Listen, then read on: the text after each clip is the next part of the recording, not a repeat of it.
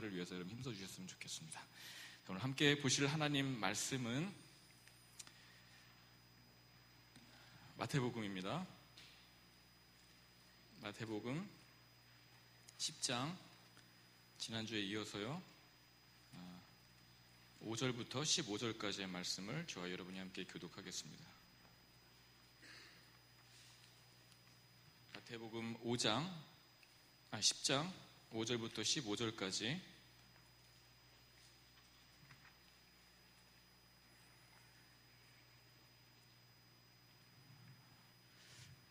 예수께서 이 12를 내보내시며 명하여 이르시되 이방인의 길로 가지 말고 사마리아인의 고을에도 들어가지 말고 가면서 전파하여 말하되 천국이 가까이 왔다 하고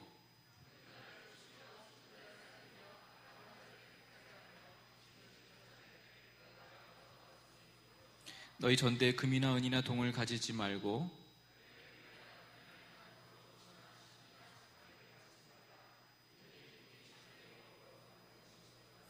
어떤 성이나 마을에 들어가든지 그 중에 합당한 자를 찾아내어 너희가 떠나기까지 거기서 머물라. 그 집이 이에 합당하면 너희 빈 평안이 거기에 임할 것이요 만일 합당하지 아니하면 그 평안이 너희에게 돌아올 것이니라.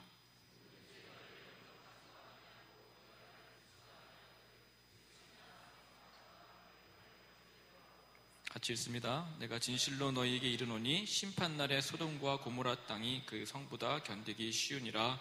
아멘. 한 번 더 기도합니다. 주님, 오늘도 주의 엄유한 말씀이 온전히 선포될 수 있게 되기를 원합니다.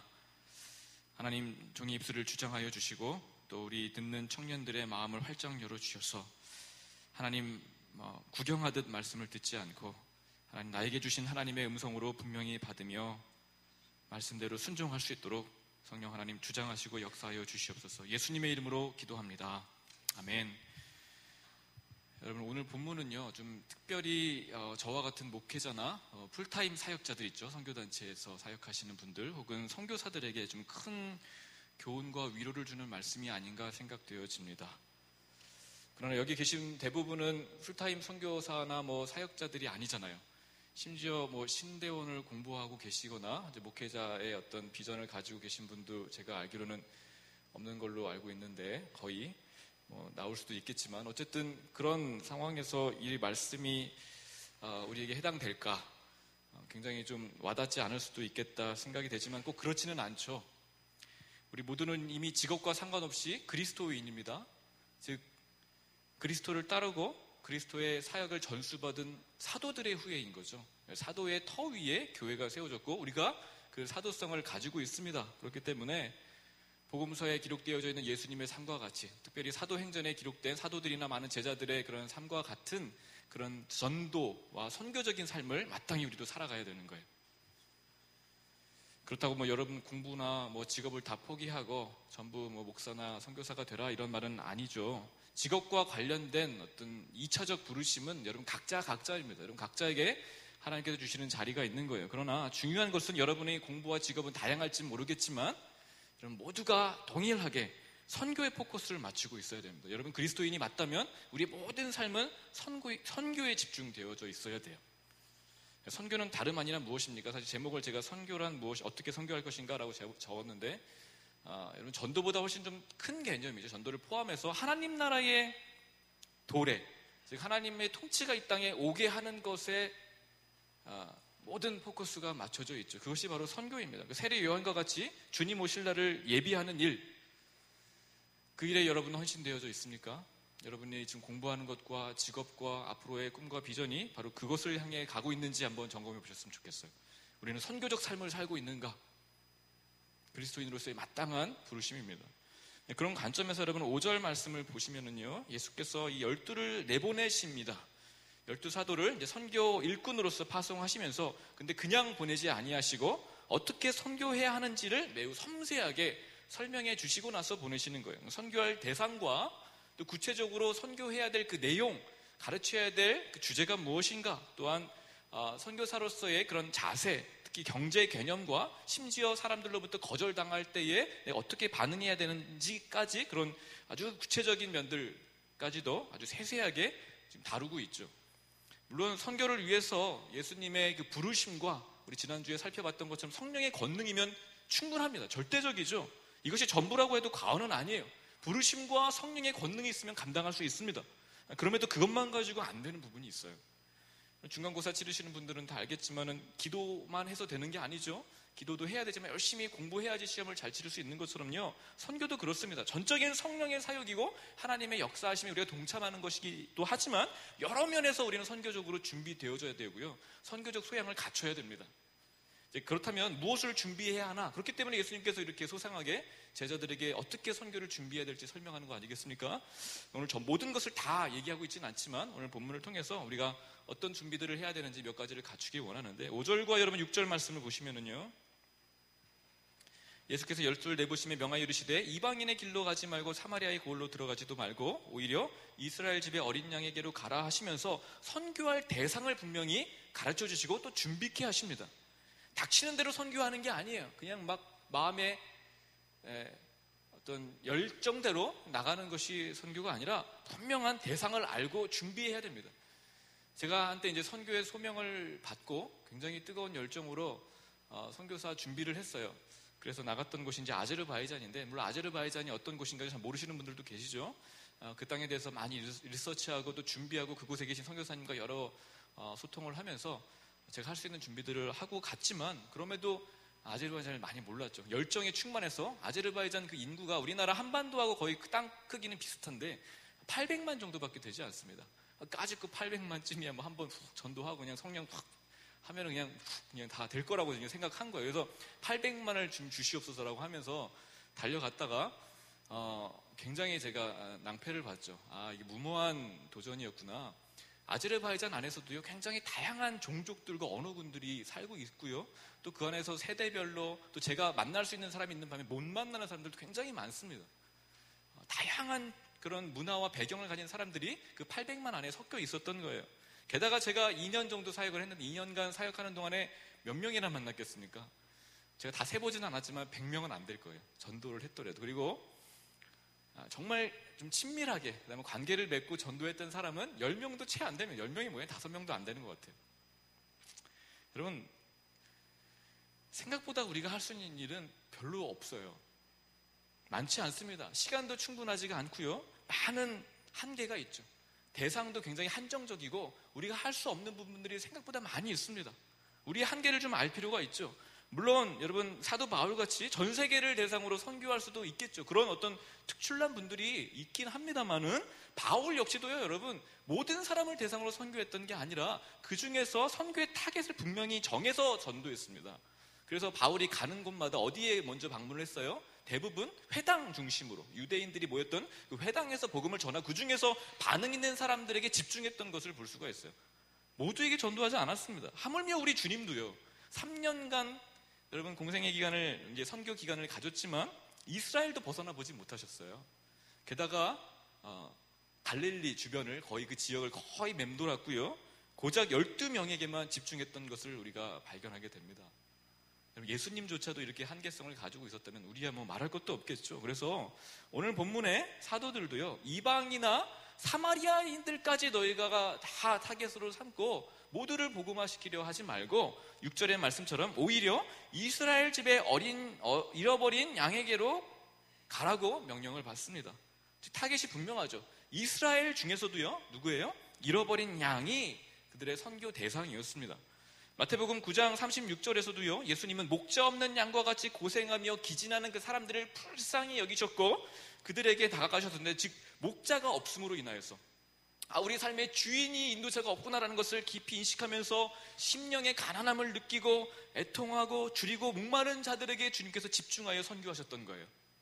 여러분, 그래서 8장부터 9장까지 우리가 쭉 예수님의 기적 사건들을 살펴보았지만요, 어떤 사람들이 예수님의 치료를 받았고 어떤 사람들이 예수님으로부터 죄 용서함의 은총을 받았습니까? 그 대상들이 누구였어요? 모든 사람들이 아니라 그 이스라엘 중에서도 특별히 목자 없음으로 인하여서 고생하고 기진하는 자들, 그래서 목자의 얻기를 간절히 갈망했던 지친 영혼들에게 하나님의 그 은총이 부어졌다는 것을 우리가 발견할 수 있어요. 그런 관점에서 우리의 우선적 선교 대상은 여러분, 모든 사람이 아니라 바로 인생의 갈증을 깊이 느끼면서 복음에 반응하는 사람들이어야만 합니다. 물론 누구에게나 복음은 전해야 되죠. 그러나 여러분, 누구나 선교의 대상은 될 수 없습니다. 예수님도 그러하셨어요. 우리가 집중해야 될 대상은 하나님께서 찾으시는 잃어버린 양에 있습니다. 그래서 예수님은 요한복음 6장 39절에 나를 보내신 이의 뜻은 내게 주신 자 중에 내가 하나도 잃어버리지 아니하고 마지막 날에 다시 살리는 이것이니라 말씀하고 있는데, 내게 주신 자가 있다라고 말씀합니다. 하나님께서 예수님께 주신 그 자들을 잃어버리지 않고 다 살리는 것이 예수님의 사역의 목적이었어요. 누가복음에서 보면은요, 잃어버린 양에 대한 비유, 또 잃어버린 동전 드라크마에 대한 비유, 잃어버린 아들 탕자에 대한 그 이야기를 통해서 선교의 대상이 누구인지를 분명히 묘사했습니다. 즉 잃어버린 자들이에요. 무슨 말이냐면 뭐가 전제가 됩니까? 원래 하나님 거였어요. 하나님의 택정된 자들이었지만 마귀에게 빼앗겼고 잠시, 그러나 다시 그리스도로 말미암아 하나님 것으로 되찾아야 될 그런 대상을 가리킵니다.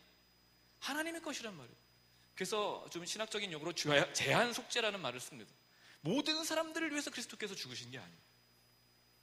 하나님께서 택정한 자들을 위해서 오셨고 그들을 위해서 죽으셨고 부활하셨습니다. 그러므로 우리는 모두에게 복음을 전하되 하나님께서 애타게 찾으시는 그런 잃어버린 영혼들이 누구인지를 잘 분별하여서 그들에게 집중해야 합니다.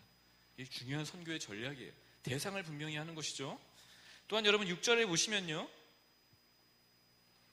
오히려 이스라엘 집에 어린 양으로 가라 하면서 오히려라는 단어를 쓰는데 헬라어로 말론입니다. 이것은 반드시라는 의미를 내포하고 있어요. 반드시. 즉 이방인보다 오히려 차라리 이스라엘에게 전하는 게 낫겠다라는 그런 의미가 아니라 반드시 이스라엘에게 먼저 복음이 전파되어야 한다는 어떤 당위성이 내포된 명령입니다. 우선성이 이스라엘에게 있다라는 얘기예요. 여러분, 하나님 나라 확장에도 순서가 있습니다. 그냥 막 되는 대로 하는 게 아니고요, 먼저는 유대인에게요, 그 다음에는 헬라인에게로다 말씀하고 있죠. 메시아 탄생을 위임받은 언약 백성에게 먼저 하나님 복음이 전파되어야 하고 그 다음에 그들을 통해서 열방에 흘러가야 합니다. 그래서 이스라엘을 제사장 민족으로 삼았던 거예요. 하나님께서 열방 중에서도 먼저 아브라함을 택하셔서 한 민족을 이루게 하셨고 그 민족 중에서도 다윗 왕조, 즉 남유다를 택하셨고 남유다가 바벨론의 포로로 끌려갔을 때 그 중에서 남은 자 렘넌트를 주님께서 특별히 택별하셔서 그들을 통해서 메시아가 나게 하셨죠. 마찬가지로 순서를 바꿔서 그리스도로부터 복음이 확장되지만 그리스도로부터 시작돼서 먼저 12제자에게 복음이 집중됩니다. 그리고 12제자로부터 시작된 예루살렘 교회로부터 복음이 확장되어서 온 유대와 사마리아와 그리고 땅끝에까지 확장되는 거예요. 여러분, 이 순서가 굉장히 중요합니다. 그렇다고 우리가 선교를 할 때 그러면 이스라엘 먼저 해야 되는구나, 예루살렘 먼저 선교해야 되는구나 하면서 예루살렘으로 가면은 안 되겠죠. 그런 의미가 아닙니다. 여러분, 당시 이 명령은 그 특수한 역사적 정황 속에서 주어진 어떤 한시적인 명령이었던 거예요. 아직 복음의 그런 과정 가운데 있지 않았습니까? 십자가를 지기 직전에 그런 예수님의 명령이었죠. 지금은 달라졌죠. 그래서 이 말씀을 그러면 우리가 역사적으로는 그렇게 이해해야 돼? 어떻게 우리에게 적용할 수가 있습니까? 유진 피터슨의 메시지 성경을 저는 종종 보게 되는데 성경에 보면 이렇게 번역되어져 있어요. 이제 의역한 거죠. 믿지 않는 자들을 회심시키려고 먼 곳부터 다니지 마라. 바로 여기 가까이 있는 잃어버린 사람들, 혼란에 빠진 사람들한테 먼저 가라고 의역했습니다. 여러분 이해하시겠어요? 즉 우리 주변부터 선교해야 한다고요. 가까운 곳부터요. 열방을 우리에게 주소서 막 이렇게 여러분 외치고 선포할 수 있지만 여러분 그 전에 우리 주변을 돌아봐야 합니다. 특별히 우리 교회가 있는 이 관악구도 사실 너무 커요. 관악구와 또 관악구 안에 있는 신림동을 먼저 돌아봐야 되죠. 신림동을 우리가 잘 알고 있습니까? 이곳에 어떤 사람들이 살고 있는지, 우리가 이들을 얼마나 전략적으로 선교하고 또 복음을 전하고 있는지 여러분 한번 돌아봤으면 좋겠어요. 우리 주변부터요. 그 전에 또한 우리 교회부터 복음화해야 됩니다. 12제자를 복음화한 이후에 그 다음에 예루살렘 교회가 복음화되었습니다. 교회부터 복음화되어야 돼요. 교회는 선교 대상이 될 수 없지. 이미 다 구원받은 하나님의 백성들인데 라고 생각하면 큰 오산입니다. 완전한 교회는 없어요. 보이지 않는 교회가 있지만 그렇지 않은 교회의 성도들이 허다합니다. 여전히 교회 안에는 그리스도께 접붙임되지 않은 사람들이 많아요. 그러므로 교회가 먼저 선교의 대상이 되어줘야 하죠. 복음을 교회 안에서 전하고 또 들어야만 합니다. 그리고 여러분, 가족과 친지들, 또 여러분의 가까운 친구들에게도 우선적인 복음의 혜택을 줘야 되죠. 복음의 대상이 되어야만 합니다. 또한 여러분, 세대적인 경계도 구분할 필요가 있어요. 지역적인 것뿐만 아니라 우리가 여러분 60대에게 복음을 전할 수 있습니까? 전할 수는 있겠지만 복음은 진리니까. 그럼에도 불구하고 많은 한계가 있습니다. 마찬가지죠. 60대가 여러분 20, 30대 청년들에게 복음을 효과적으로 전할 수 있을까요? 많은 한계가 있겠죠. 여러분, 그 세대의 사람들 안에 우리는 갇혀 있습니다.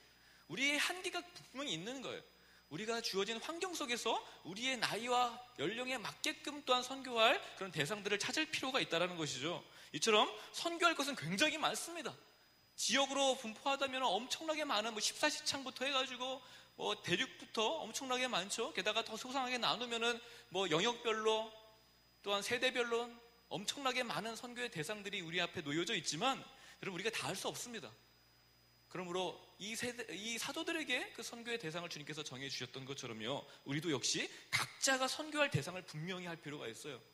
특별히 우리가 있는 자리 그곳에서 선교적인 삶을 살아가게 된다면, 우리가 선교사로서 부르심을 받았구나, 복음을 전하며 주님 나라 도래를 위해서 주의 길을 예비하는 자로서 우리가 사명을 감당해야 하는구나라는 것을 알고 여러분 공부하고 직업을 여러분 선별하여서 직장 생활을 감당한다면 여러분 분명 우리 민족, 우리 시대에 민족 복음화를 이룰 수 있을 거라고 저는 확신하고요. 더 나아가서 우리 민족을 통하여서 세계 복음화의 어떤 기틀을 견고히 다져갈 수 있을 거라고 믿습니다. 여러분, 생각보다 한국 선교가 미국 다음으로 엄청나게 많다, 발전했다라고 얘기했지만 여러분, 지금 그 실상이 드러나고 있습니다. 엄청나게 급속도로 선교가 하락하고 있어요. 다져지지 않았어요. 여러분, 집중해야 될 것에 집중하지 못했습니다.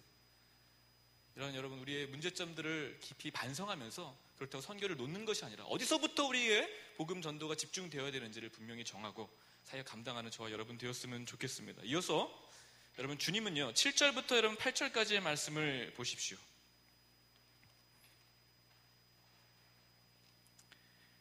가면서 전파하여 말하되 천국이 가까웠다 하고 병든 자를 고치며 죽은 자를 살리며 나병 환자를 깨끗하게 하며 귀신을 쫓아내는 사명을 감당하라고 말씀하는데, 즉 선포할 내용과 또 구체적인 사역 내용이 무엇인지를 예수님께서 규정하고 있는 거예요. 먼저 선포할 내용, 즉 우리가 가르쳐야 될 그 내용이 무엇입니까? 7절 말씀처럼 천국이 가까이 왔다라는 이 내용이죠. 즉 하나님 나라의 도래에 있습니다. 하늘나라의 도래.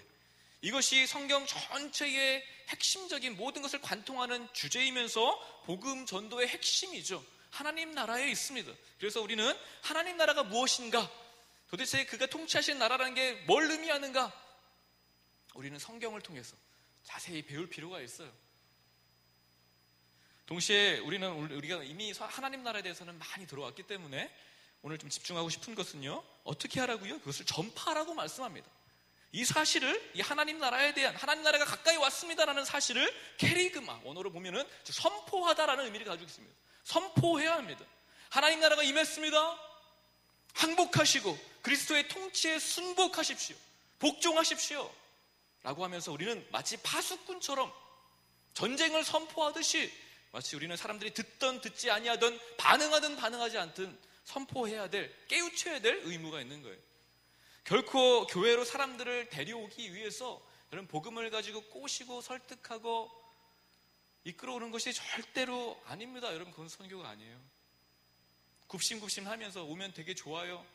여러분, 이것은 선교가 아니에요. 선교는요, 교회 성장을 위한 일종의 사업종으로 이해하시는 분들이 굉장히 많은데 여러분, 오해입니다. 그렇지가 않아요. 사업이 아닙니다. 선교는요, 선전포고예요. 말씀드린 것처럼. 왜요? 듣지 않으면 죽으니까요. 지금 적이 오고 있다, 도망가라, 아니면 다 죽는다, 이 얘기예요. 하나님의 심판이 도래했다라고요. 그래서 여러분 14절부터 15절까지의 말씀을 쭉 보십시오. 누구든지 영접하지 아니하고 하지도 아니하고 너희 말을 듣지도 아니하거든 그 집이나 성에서 나가 너희 발에 먼지를 떨어버리라. 내가 진실로 너희에게 이르노니 심판날에 소돔과 고모라 땅이 그 성보다 견디기 쉬우리라. 복음을 받아들이지 않는 자들의 운명이 어떻게 된다고요? 소돔과 고모라보다 훨씬 더 심각합니다. 이 지역은 사실 종말론적인 모형인데 당연히 종말에는 더욱 심각하겠죠. 하나님의 심판이 예고되어져 있습니다. 이것이 복음의 이중성이에요. 복음이 선포되면 영생 아니면 뭐예요? 심판입니다. 둘 중에 하나밖에 없어요. 중간지대는 없습니다. 영원히 살거나 복음이 선포되는 곳에는 아니면 영원히 죽습니다. 여러분, 이렇게 무시무시한 어미하신 하나님의 그 명령, 심판과 생명의 선언에 동참하는 것이 선교라는 사실을 여러분 기억하셨으면 좋겠습니다. 동시에 우리는 이런 말뿐만 아니라 말로써 그냥 사람들을 쫄게 만들고 선포하고만이 아니라 실제 그렇다면 하나님 나라가 온다고 하는데 그 나라가 어떤 것이냐라는 것을 보여줘야 될 필요가 있겠죠. 우리 주님도 가르치고 전파하셨을 뿐만 아니라 뭡니까? 치료하셨어요. 그 치료했던 것은 치료 자체의 목적이 아니라 하나님 나라가 이런 것이다라는 것을 보여주기 위한 거라고 말씀드렸죠. 그래서 제자들도요, 예수님과 동일하게 8절 말씀을 우리 같이 한번 읽어볼까요? 8절 말씀. 자, 시작. 병든 자를 고치며 귀신을 쫓아내되, 여기까지요. 이것이 선교의 구체적인 사역이라고 볼 수 있습니다. 무엇을 선교해야 되느냐 할 때 바로 이 네 가지, 병든 자를 고치며 죽은 자를 살리며 나병한 자를 깨끗하게 하며 귀신을 쫓아내는 것이 바로 선교입니다. 우리가 하나님 나라를 선포하고 가르쳤다면 그 나라가 어떠한지를 이런 사역을 통해서 증명해내야 되는 거예요. 그러나 여러분, 이것이 가능합니까? 기도로 저는 감기조차 낫게 해보지 못했습니다. 여러분, 기도로 병치료 해보신 분? 혹시 죽은 자 살아난 경험 여러분 혹시 있습니까? 저는 보지도 못했어요. 들어본 적은 있지만 확인해보지 못했습니다. 여러분, 이런 일이 가능할까요? 그러나 우리 성경에서 분명히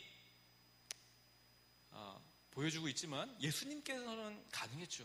그리고 예수님의 이름을 가진 사도들이 그 일들을 감당했습니다. 즉 예수님이라면 가능해요. 여러분 믿으시죠? 죽은 자를 살릴 수 있습니다. 나병 환자 고칠 수 있어요. 그게 문제입니까? 예수님은 창조주 하나님이신데 예수님만 하실 수 있는 일이에요. 그렇다면 예수님께서 우리와 함께 하시고 예수님께서 우리 사역 가운데 동참하셔서 도와주시면 가능하겠죠. 근데 언제 주님께서 함께 하시고 언제 주님께서 도와주십니까? 여러분, 이것이 관건이에요. 주님과 함께 선교를 하느냐 그렇지 않느냐가 관건이라고요. 그래서 마가복음 16장 20절에 보시면요, 이런 말씀이 있습니다. 제자들이 나가 두루 전파할새 주께서 함께 역사하사 그 따르는 표적으로 말씀을 확실히 증언하시니라고요. 제자들이 전파할 새에 주님께서 함께 역사하셔서 수많은 표적들로 그 말씀이 진짜인지를 확실하게 증언해 주셨습니다. 복음을 선포할 때 비로소 하나님께서 함께 하심을, 그리스도께서 우리 곁에 계심을 느끼게 되고요, 역사하심을 생생하게 경험할 수 있다는 것이에요. 주님의 능력이 그때서야 경험되어집니다. 마태복음 28장 20절 말씀도요, 유명한 말씀이죠. 내가 너희에게 분부한 모든 것을 가르쳐 지키게 하라. 그때 볼지어다 내가 세상 끝날까지 너희와 항상 함께 있으리라 약속하십니다. 언제 주님께서 항상 함께 하시겠다고요? 물론 우리가 예수님을 믿을 때 성령께서 우리 안에 내주하셔서 영원히 함께 하시죠. 그러나 언제 주님이 함께 하심을 느끼게 된다고요? 바로 이와 같이 하나님 나라를 선포하며 가르칠 때 정말 놀라울 정도로 깊고 분명하고 친하게 예수님의 그 임재와 도와주심을, 함께 하심을 생생히 경험할 수 있습니다. 여러분 믿으세요? 정말 그렇습니다. 그때서야 하나님께서 진짜 살아계시고 역사하시는군요 라는 것을 우리는 경험하고 동의하게 되는 거예요. 그리고 예수님의 능력이 우리를 통해서 흘러나와서 바로 말씀처럼 죄로 말미암아 병들고 질병 가운데 넘어져 있고 죽어있는 영혼들을 되살릴 수 있는 것이고요, 나병 환자와 같이 심히 부패하고 썩어져서 정말 무감각한 자들까지도 깨끗하게 고쳐 거룩하게 만들 수 있는 것이고요, 마귀의 권세를 몰아내고 귀신 들린 자들을 내쫓고 그들에게 눌린 모든 자들, 묶인 자들을 자유케 할 수 있는 권세가 우리에게 주어지는 것입니다. 예수님이 함께 하실 때 그 일들을 감당할 수 있는 거예요. 즉 우리가 복음을 전할 때, 선교에 헌신될 때 주님께서 우리와 항상 함께 하십니다. 더욱이 여러분, 하나님의 공급하심도요, 하나님 나라에 헌신할 때 아주 명백히 경험되어져요. 이런 주님의 능력뿐 아니라 공급하심, 우리를 도와주심도 바로 이 선교에 헌신할 때 경험되어진다고요. 그래서 마태복음 6장 34절 여러분 유명한 말씀이죠. 그런즉 너희는 먼저 그의 나라와 그 의를 구하라. 그리하면 뭐라고요? 이 모든 것을 너희에게 더하시리라. 분명한 주님의 약속입니다. 왜 어떤 사람들은 하루가 멀다 하고 하나님께서 도우셨다라고 간증하고 다니는데 나는 왜 이렇게 그런 간증거리가 없을까? 심지어 그런 경험조차 없으신 분들 계시죠. 나는 기도응답 받아본 적이 없어요. 나는 신앙생활 오래 했지만 뭐 그런 경험이 거의 없습니다라고 하시는 분들 아마 분명히 계실 거예요. 뭐 손 한번 들지는 마시고, 여러분 분명히 있을 거예요. 도대체 하나님 계십니까? 여전히 의심하시는 분들, 여러분, 그러니 하나님이 이렇게 해주셨어요, 저렇게 해주셨어요, 사람들 앞에서 뭐 간증하거나 이런 것을 듣게 되면은요, 야, 저거 다 뻥이다, 뻥. 다 상술이다. 감동이 없는 거예요. 경험이 없으니까요. 그러나 여러분, 선교하면은, 여러분 정말 확신하며 말씀드립니다. 선교하면 이 모든 것을 도와시는 하나님의 세심한 공급하심을 정말 전율할 정도로, 깜짝 놀랄 정도로 자주 경험하게 됩니다. 여러분, 많은 선교사들 또한 전도자들이 하나같이 하는 거예요. 그래서 신실한 복음 전도자나 선교사들에게 이런 어떤 하나님의 공급하신 기도의 응답들이 많은 이유는 바로 이와 같은 이유 때문에 그렇습니다. 여러분, 전기를 읽어보세요. 혹은 여러분 선교 현장에 가서 한번 물어보세요. 선교사님들 붙잡고 매일같이 나와요. 매일같이. 아이고, 뻥치고 있네. 저 너무 과장해서 간증하는 거 아니야? 여러분, 아니에요. 정말 그렇습니다. 그래서 여러분, 8절 하반부를 보시면 너희가 거저 받았으니 거저 주라 하시면서 9절에 너희 전대에 금이나 은이나 동을 가지지 말며 여행을 위하여 배낭이나 두벌 옷이나 신이나 지팡이를 가지지 말라. 이는 자기 일꾼이 자기의 먹을 것을 받는 것이 마땅함이라 말씀하시는 이유가 바로 여기에 있습니다. 즉 복음 선포자의 경제 개념에 대해서 지금 말씀하고 있는데요. 먼저 너희가 거기 거저 받았으니 거저 주라. 너희 전대에 금이나 은이나 동을 가지지 말라는 말씀은 원문에 보면은요, 말라는 말씀이 3번이나 반복됩니다. 여기는 한 번만 있지만, 즉 금도 받지 말고 은도 받지 말고 동도 가지지 말라고 강조하고 있는데, 그만큼 복음 전하는 어떤 일로 인하여서 사람들의 인정을 구하거나 대가를 바라서는 안 된다라는 것을 강조하고 있는 거예요. 즉 목회자나 어떤 선교사들은요, 무슨 직업처럼 여러분 생각해서는 절대 안 되는 직업이 아니라 그냥 소명의 은사예요. 돈 벌고 집 사고 명예를 얻기 위해서 어떤 그런 수단쯤으로 목사가 되는 사람들은 여러분 망해야 됩니다. 심지어 여러분 10절 말씀 보시면요, 배낭이나 두벌 옷이나 신이나 지팡이를 가지지 말라 말씀하시는데, 배낭, 옷, 신, 지팡이는 당시 여행자들에게 생존을 위한 필수품이에요. 없으면 죽습니다. 특히 옷 같은 경우는 그 당시 광야 지역이 일교차가 굉장히 심하기 때문에 거의 이제 이불처럼 사용되어졌어요. 생명 도지를 위한 필수품이에요. 지팡이는요, 짐승들이 많기 때문에 이 짐승들을 내쫓기 위한 일종의 호신 도구였죠. 없으면 당하는 거예요. 뭐 하나 뺄 것이 없는 다 필수품들입니다. 그런데 예수님은 이 필수품마저도 제자들을 팔송하실 때 소지하지 못하게 하셨단 말이에요. 왜요? 말씀드린 것처럼 하나님께서 일꾼들의 생계를 책임져 주시기 때문에 그렇습니다. 여러분, 군대 훈련소에 입소해 보신 형제님들은 다 알죠. 첫날 이제 부모님과 헤어지고 내무반에 이제 배치를 받은 다음에 조교가 나타나가지고 뭘 처음 명령합니까? 처음 듣게 되는 명령, 여러분 기억하세요? 너희 입고 있는 모든 것 다 벗어. 팬티까지 싹 벗어. 실시! 들어보지 않았어요? 다 벗어야 되죠. 여러분, 심지어 가지고 있었던 지갑의 돈까지도 전부 다 반납해야 됩니다. 왜요? 군대에서 전부 새 것으로 주니까요. 팬티까지요. 군용으로 다 지급됩니다. 봉급도 줘요. 즉 주님의 명령은, 이와 같은 명령은 어떤 면에서는 참 잔인하다고 생각할 수 있죠. 전도자를 빈털터리로 만들려고 하는 것인가? 이 거짓 전도를 얘기하는 것인가? 너무했다라고 생각할 수 있지만 그게 아닙니다. 하나님 나라에 입소한 좋은 군사로서 이들을 생각하기 때문에 모든 필요를 하나님께서 지급히 전제를 다 공급해 주시겠다는 약속인 거예요. 그래서 디모데후서 2장 3절 4절 말씀에 너는 그리스도 예수의 좋은 병사로 나와 함께 고난을 받으라. 병사로 복무하는 자는 자기 생활에 얽매이는 있는 자가 하나도 없나니 이는 병사로 모집한 자를 기쁘게 하려 함이라 말씀하고 있습니다. 오직 병사로 모집한 자를 기쁘게 하기 위해서 생계와 관련된 모든 수단과 수고들을 다 내려놓는 거예요. 왜요? 바로 병사로 모집한 자가 바로 사령관 되신 주님께서 모든 것을 공급해 주시기 때문에 그렇습니다. 책임져 주시는 거예요. 그래서 10절 말씀에 이는 일꾼이 자기 먹을 것을 받는 것이 마땅함이라고 말씀하고 있습니다. 하나님께서 다 책임져 주신다는 거예요. 반면에 이것은 이중적인 의미가 있는데, 더불어 성도들로 하여금 복음 전도자의 생계를 책임지라는 의미도 있습니다. 디모데전서 5장 18절에 보면은요, 성경에 일렀으되 곡식을 밟아 떠는 소의 입에 망을 씌우지 말라 하였고 또 일꾼이 그 싹을 받는 것이 마땅하다 하였느니라 말씀하고 있고요. 고린도전서 9장 14절에 이와 같이 주께서도 복음 전하는 자들이 복음으로 말미암아 살리라 명하셨습니다.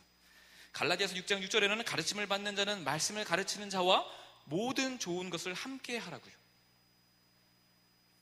제가 전하기는 참 불편한 말씀이지만 성경에 기록되어 있으니까요.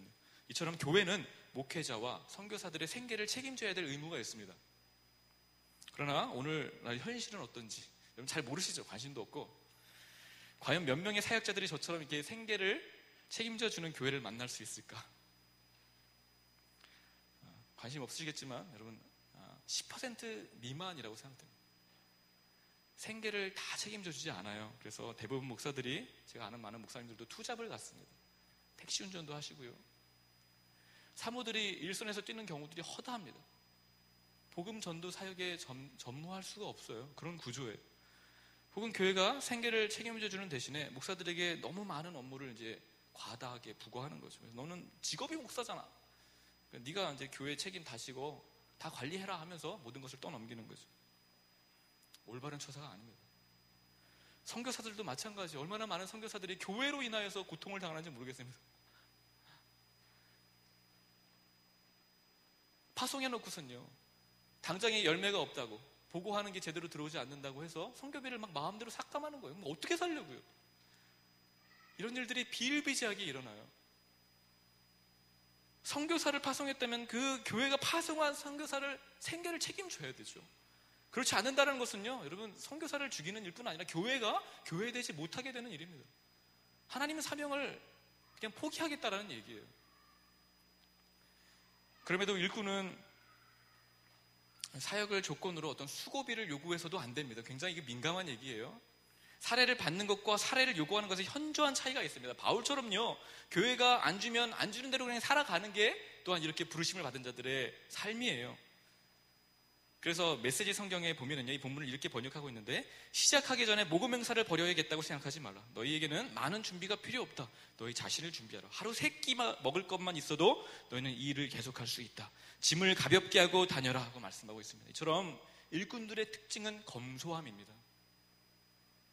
그래서 어떠한 형편에서도 자족할 수 있는 거예요. 물질에 연연하지 않습니다. 3끼만 있으면 되는 거예요. 여러분, 이것이 비단 목사나 선교사들만의 특징이겠습니까? 여러분, 그리스도인 아니에요?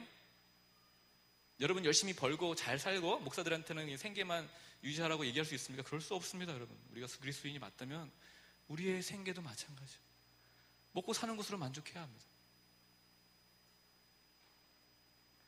마지막으로 여러분, 효과적인 선교를 위해서는 반드시 복음의 전진기지를 잘 세워야 합니다. 바꿔 말해서 누구와 동역할 것인지를 신중하게 결정해야 돼요. 이것이 선교의 성패를 좌우할 정도입니다. 그래서 11절 말씀을 보시면요, 그 중에 합당한 자를 찾아내어 너희가 떠나기까지 거기에 머물라 라고 명령하고 계시죠. 당시에는 이 시족 중심의 농경 사회였기 때문에 가족과 친척들끼리 혈연 중심으로 모여 살았을 거예요. 그래서 처음 누구와 관계를 맺느냐가 굉장히 중요했을 겁니다. 여러분, 낙도 선교 가보신 분들은 다 아시겠지만 처음 갔을 때 어디를 먼저 방문합니까? 누구에게 먼저 인사해야 되죠? 마을 회장과 어촌 계장이죠. 그런 분들 안 만나면 그분들에게 점수를 따지 못하고 찍히게 되면요, 아무리 선교를 열심히 해도 열매 거두기 어렵습니다. 선교를 못할 수도 있는 거예요.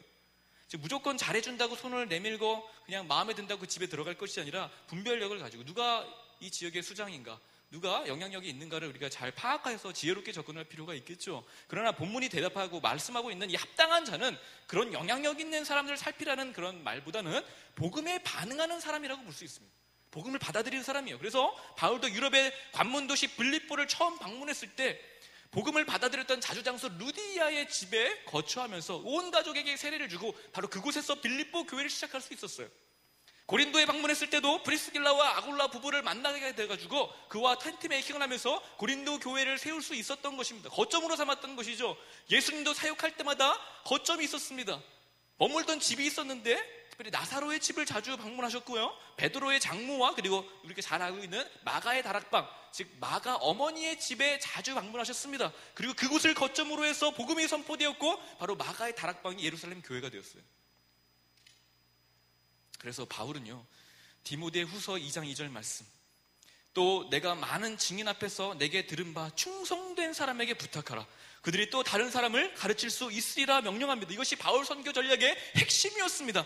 되는 대로 전도하고 뭐 되는 사람들 그냥 하려면 하고 말려면 말라가 아니라 충성된 사람들에게만 부탁했어요. 수많은 증인들이 있었습니다. 그러나 모든 사람들이 충성된 사람은 아니에요. 복음에 반응한 사람들이 많습니다. 이곳에 많은 성도들이 있지만 모두가 충성된 사람들은 아니에요. 죄송한 말이지만 정말 순전하게 복음에 반응해서요, 진짜 모든 것을 그대로 믿고 하나님 나라를 위해서 자기의 삶, 인생 전체를 송두리째 드리는 그런 사람들이 있더라고요. 한결같이 그 길을 꿋꿋이 신실하게 걸어가는 그런 충성된 일꾼들이 있더라고요. 그런 사람들을 분별해요, 찾아내야 된다고요. 여러분, 그런 사람들에게 12절 말씀처럼 평안하기를 또한 빌라고 명령하고 있는 것입니다. 그런 자들과 동역하는 거예요. 저와 여러분이 바로 이런 복음 사역에 합당한 자, 충성된 일꾼이었으면 좋겠습니다. 또한 우리가 선교에 앞서서 그런 충성된 사람을 잘 발견하여 이 하나님 나라 확장을 위해서 아름답게 동역하는 특권과 그런 기쁨을 누릴 수 있게 되기를 바랍니다. 여러분, 우리 청년교회도 이런 동역으로 말미암아 지탱되고 있어요. 우리 부장집사님을 비롯해서 차장집사님 등등 많은 분들이 계시죠. 우리 회계, 우리 행정간사님도 계시고요. 그리고 우리 많은 목자장님과 샘터장님들이 다 어떻게 보면 그런 충성된 일꾼들입니다. 제가 혼자 하는 게 아니라 함께 동역하며 일들을 일궈가고 있어요. 그러나 여러분, 선교의 부분에 있어서만큼은 이런 어떤 대상을 분명히 정하는 일부터 해가지고 동역자를 발굴하는 일까지 많은 부분 좀 부족한 것이 아닌가, 선교의 활력을 이것 때문에 잃어가고 있는 것은 아닌가 조심스럽게 점검하게 됩니다. 여러분 선교하고 계십니까? 우리 교회는 정말 선교하는 교회라고 여러분 확신 있게 말할 수 있습니까? 여러분, 이런 아무쪼록 이러한 주님께서 주시는 지침과 규정들을 여러분 기억하시고 성령의 권능과 부르심을 받되 동시에 이와 같은 지침들을 잘 따라가면서 여러분 선교사로서 선교적 사명을 잘 감당하는 저와 여러분 될 수 있게 되기를 간절히 바랍니다. 주에 맡겨주신 그 나라를 우리가 읽어가는 우리 청년 공동체 저와 여러분 모두가 되었으면 좋겠어요. 아멘이시죠? 예, 함께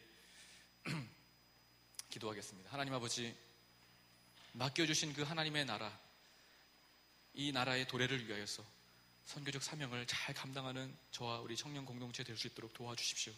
주님께서 가르쳐주신 이 지침에 따라서 대상을 분명히 하고 하나님 어떻게 우리가 선교의 자세로서 감당해야 되는지 그런 선포할 내용과 준비될 자세들을 잘 갖추어서 하나님 주의 뜻을 이뤄가며 주의 나라를 확장케 할 수 있도록 주여 우리를 사용하여 주시옵소서. 귀하신 주 예수님의 이름으로 기도하옵나이다. 아멘. 우리 시간 다시 일어나셔